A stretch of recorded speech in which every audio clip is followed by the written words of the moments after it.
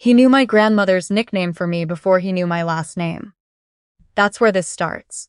Not with some dramatic confrontation or a revelation I saw coming. It starts on a Tuesday in late March, in a gravel driveway in Collingwood, Ontario, while I was wrestling a floor lamp out of the back of a rented cargo van, and the man from the grey house next door leaned over his fence and said, "Welcome home, Celly." I dropped the lamp. Celly. Not Celina. Not even Celine, which is what most people default to when they can't quite catch the last syllable. Celly. My grandmother's name for me, the one she started using when I was 3 years old and never stopped, the one that died with her when I was 19, and that I have never introduced myself by not once to a single person in the 34 years I have been alive. The man at the fence was somewhere in his late 60s, silver-haired, average height, wearing a fleece vest over a flannel shirt, the way men in small Ontario towns do in late March, when the temperature can't decide what it wants to be. He was smiling in the uncomplicated way of someone who had just done something friendly. I stood there with the lamp halfway out of the van, and I said, "I'm sorry, do we know each other?" He said, "Not yet," and went back inside. My name is Celina Bork. I am 34 years old, and I had just moved to Collingwood to take a teaching position at a primary school after spending most of my adult life in Mississauga. I moved because the alternative was staying in an apartment that still had my ex's coffee mug on the second shelf, his bike hooks mounted by the door, 9 years of a life arranged around someone who had decided, quietly and then all at once, that he wanted to be with a colleague from his office. I found out in October. I was gone by March. I told 4 people my new address. My father, who still lives in Hamilton. My brother, who is in Kingston with his wife and their 2 kids. My therapist, who I had been seeing since December. And my union rep, who processed my transfer. I told no one my grandmother's nickname. For the first 3 weeks, I told myself it must have been a misunderstanding. Maybe he'd said something else and I'd heard it wrong. Maybe he knew someone else named Celly and had confused houses. I had moved onto a quiet street with modest houses set close together and mature maples that had not yet leafed out. And the man's name, I learned from the welcome card my other neighbor left on my porch, was Aldous Fenn. He had lived in the grey house next door for going on 14 years. He was retired. He waved at me every morning when he collected his mail. I started to let my guard down.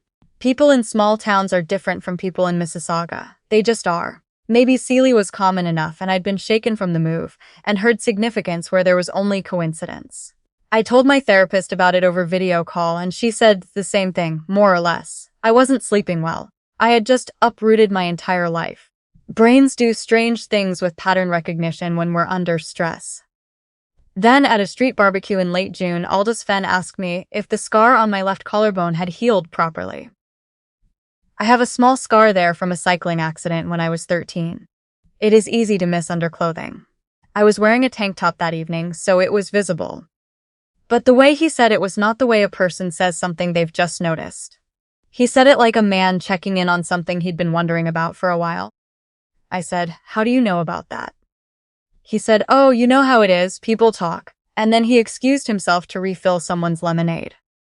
People don't talk about a 13-year-old cycling scar to a stranger who moved in 3 months ago. In August, he mentioned the name of the street I grew up on in Hamilton, unprompted, while we were both getting our mail at the same moment. He said, "Still close to anyone from that neighborhood?" Like it was the most natural thing in the world. I went inside and opened a new notebook. I started writing everything down. The date, the context, the exact words. 3 columns. What he said, where I was standing, how he could possibly have known. That 3rd column stayed empty for a long time. My therapist, by this point, had stopped suggesting it was stress-related pattern recognition. She said, "Something is happening. You're not imagining it."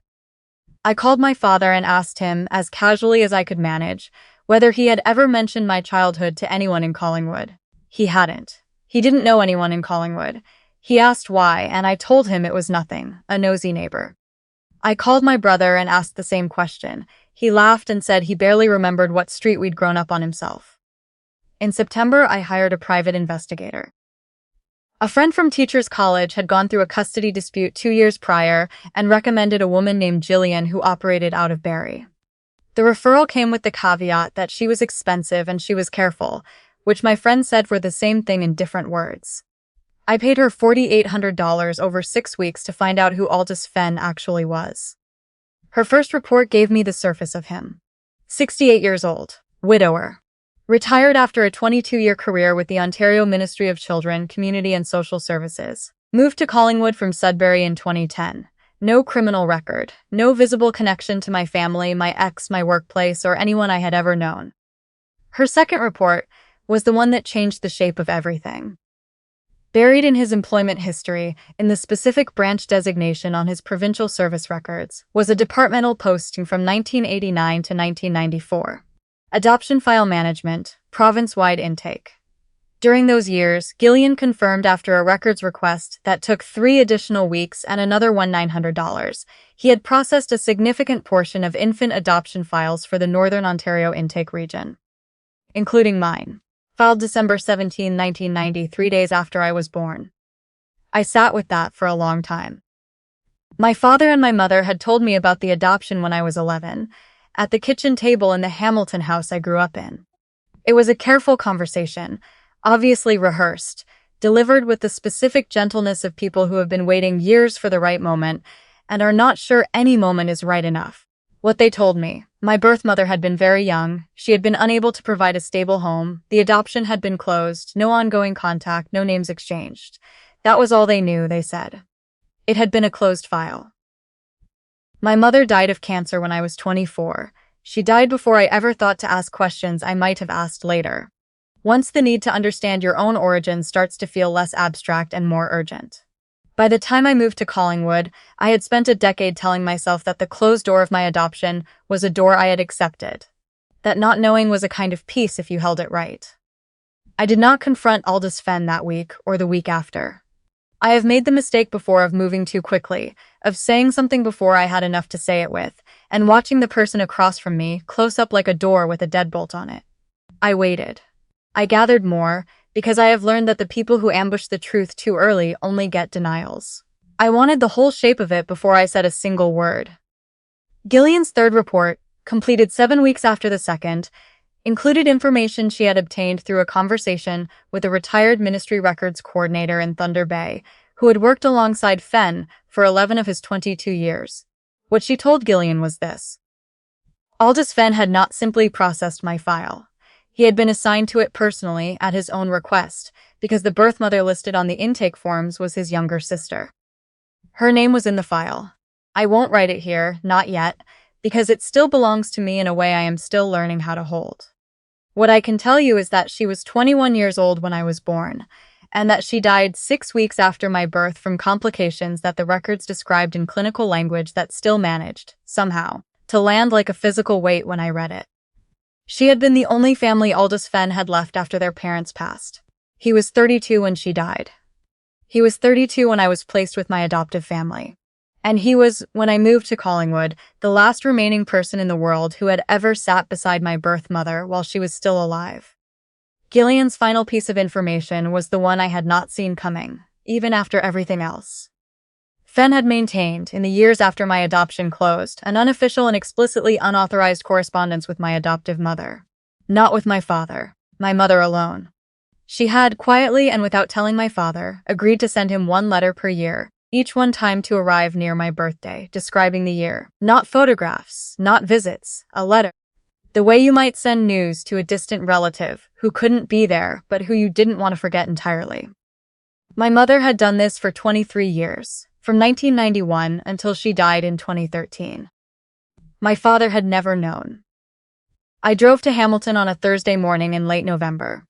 My father is in his early 70s now, and he looks at more than he did before my mother passed, but he is still the man who taught me to change a tire in a parking lot, and who drove 6 hours round trip when I called him crying in October after my ex had left. He was making tea when I knocked, and he looked pleased to see me, because I hadn't told him I was coming. We sat at the same kitchen table where my mother had once told me the version of the story she'd chosen to give me. I asked him directly, in a voice I had practiced the entire drive down, whether he had ever known about the letters. His hands went still on the mug. "What letters?" he said. I told him what I knew. I told him slowly and in order, the way I would explain something to one of my students, when I needed them to follow a complicated sequence of events. He listened without interrupting. When I finished, he was quiet for a long time. Then he said, "I didn't know. She never told me. I swear to you, she never told me. He believed he was telling the truth. I believed him too, which made it worse in a specific way I hadn't prepared for. I had driven to Hamilton expecting to find someone who had known and chosen silence. Instead, I found a man who had spent 24 years sleeping beside a woman he loved, without knowing the things she had decided to carry alone. That is a different grief than the one I had brought with me. I stayed for dinner. We didn't talk about it again that night. Some things you have to put down before you can pick them back up. Aldous Fenn came to my door 4 days later on a Monday evening. He hadn't called ahead. He stood on my porch in the same fleece vest and held an old biscuit tin against his chest, the way someone holds something they've been deciding whether to give away for a long time. He didn't begin with an excuse. I respected that. He said, "I know I don't have the right to knock on your door. I know I don't have the right to have moved here, or to have said any of the things I said to you. I knew all of it when I did it, and I did it anyway." I asked him why. He said, "Because she was my sister, and you were the last thing she left. And I didn't know how to stop." I told him that grief does not give a person the right to someone else's name, or their history, or their childhood street address, or a house chosen deliberately on their block without their knowledge. I told him that whatever he had lost, the debt he was owed for that loss, was not something I could pay simply by existing close enough for him to see. He didn't argue. He set the tin down on the porch railing between us and said, "There are 23 letters in here. Your mother wrote everyone. You don't have to open it. You don't have to keep it. But it doesn't belong to me anymore." Then he walked back to his house. The gate on the low cedar fence between our properties clicked shut behind him. He didn't look back. He stopped waving in the mornings after that. I left the tin on my kitchen counter for 6 weeks. I looked at it when I made coffee in the mornings. I moved it once from the counter to the top of the refrigerator, and then moved it back 3 days later because somehow that felt worse. My therapist said, over our Wednesday call in December, that I didn't have to open it until I was ready, and that ready might not feel the way I expected it to feel. She was right about that. On a Sunday afternoon in mid-January, during the kind of gray Ontario winter afternoon that makes the inside of your own house feel like the warmest place in the world, I made a cup of tea, sat at my table, and opened the tin. 23 letters. Each one in my mother's handwriting, which I know the way I know the smell of her kitchen, without having to think about it, just by looking. Each one addressed with only a first name, the name I now know. Each one folded once, then folded again, the way my mother folded everything. Bills, notes for my lunchbox, permission slips. The earliest one was dated January 1991. I would have been about a month old. My mother's handwriting in 1991 was younger and rounder than I remembered it. She described a baby who slept in intervals, that made no sense to anyone, who had a full head of dark hair, who made a sound she called the noise because she hadn't found the right word for it yet. I read them in order. The bicycle with the streamers I had chosen myself at Canadian Tire because they were the exact orange of a construction cone. The first day of school where I had refused to wear the backpack my mother had bought and insisted on carrying my things in a reusable grocery bag instead. The year I joined the swim team and quit 4 months later. The year I didn't. The car my father and I had spent a summer rebuilding together in the driveway, which did not run properly for another full year after that, and which we drove anyway, windows down, on the highway between Hamilton and Niagara. My father gripping the wheel and grinning like a man who had gotten away with something. A whole childhood I had lived without ever imagining someone was reading about it in letters addressed to a stranger. In the last letter, the one dated the October before my mother died, when she must have already known things were not going well, though she did not say so. She had written a single line below her signature that was different from the rest of the letter's careful, newsy tone. She had written, "She doesn't know you exist." And I have spent 23 years not knowing if that was a mercy or a theft. I read that sentence 4 times. Then I folded the letter back the way my mother had folded it and put it on top of the others, and closed the tin and sat there for a while, with my hands wrapped around my tea until it went cold. I called Aldous Fenn on a Wednesday afternoon in February and asked him if he would like to come over for tea. There was a pause on the line. Not a long one. He said yes, I would. I want to be clear about something. I did not forgive him that afternoon, and I told him so. The thing that had been taken from me, the simple knowledge that someone in this world was connected to my beginning, that I had not arrived from nowhere, was not something that could be handed back by an old man carrying a biscuit tin onto my porch. And the way he had taken what he wanted, a proximity to my life that I had never agreed to, a neighborhood chosen for his own comfort, a familiarity he had built on information I had never offered him. That does not become acceptable because the reason behind it was grief. I said all of that. He listened without flinching. Then I asked him to tell me about his sister. He talked for close to 2.5 hours. I don't know if I can fully explain what that was like. I have been a person my whole life who, when asked to fill in medical intake forms with family history, wrote unknown in the relevant boxes and moved on. I have been a person who looked at photographs of my parents and my brother and understood, somewhere behind my sternum, that my face did not quite come from the same place as theirs. I have always known I came from somewhere. I just never knew where that somewhere was or who had been in it. Aldous Fenn told me about a girl who had grown up in Sudbury and who had been, by every account he gave, someone who found everything slightly funnier than the situation called for, who had wanted to study marine biology before life rearranged her plans, who had been, in the last months of her life, very frightened and very brave in proportions that shifted depending on the week, who had spent part of her time in the hospital, after I was born and before she died, talking about what she imagined my life would look like, what she hoped it would contain. She used to say she thought you'd be a reader, he told me. I don't know where that came from. She just had a feeling about it. I teach 7-year-olds to read for a living. I have done it for 11 years. I didn't say that to him right away. I sat with it for a moment first. This past April, for the first time since I turned 29, I had a birthday that involved more than a takeout order and a video call with my brother. My father drove up from Hamilton. My brother and his family made the trip from Kingston, which meant 2 kids under 6 in the back seat, which he reminded me twice was a sacrifice I should acknowledge properly.